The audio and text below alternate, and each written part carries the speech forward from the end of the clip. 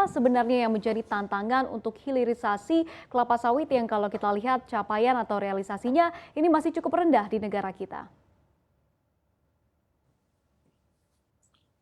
Jadi kalau kita lihat Ibu Monica, ini mungkin kami koreksi sedikit. Jadi hilirisasi ini sudah cukup berhasil. Tadi 90% dari CPO kita sudah lakukan hilirisasi.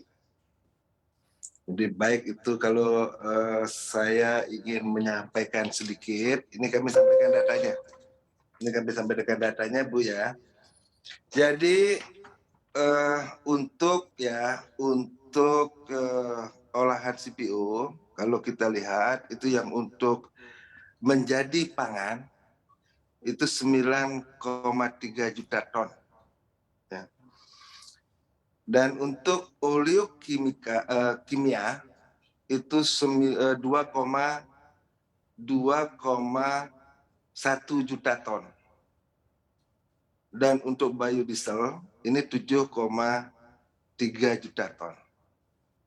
Jadi dari sekitar 53 juta ton produksi CPO, itu 36,1% ini kita konsumsi dalam negeri.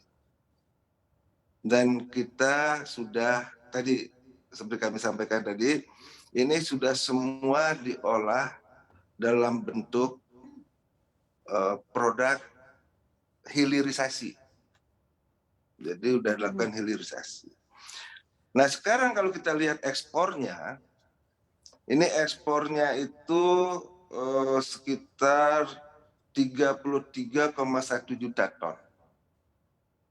Atau 63,9% ini kita ekspor. Nah ekspornya itu, ya ini dalam bentuk CPO, ini yang dibilang masih di hulu yang mau di stop CPO-nya itu adalah 2,8 juta ton. Ya ini 2021. Jadi kalau kita lihat angka 2020, kita mengekspor CPO ini 7,2 juta ton. Jadi ini terjadi penurunan ekspor dalam bentuk CPO 61,1%. Jadi cukup tinggi sekali kita mengurangi ekspor dalam bentuk bahan baku atau bahan mentah berupa CPO. Nah yang kita ekspor itu adalah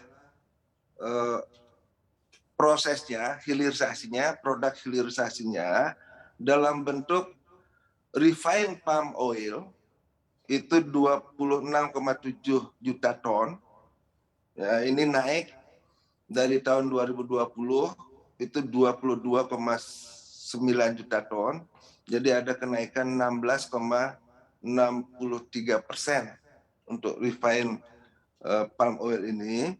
Setelah itu dalam bentuk oleokimikal, ini ada ekspor kita 3,6 juta ton. Jadi kalau kita tadi lihat datanya dari 33,1 juta ton, hanya sebagian kecil diekspor dalam bentuk CPO. Jadi 90% itu sudah diekspor dalam bentuk hasil hilirisasi. Demikian Bu Monica, mudah-mudahan menjawab.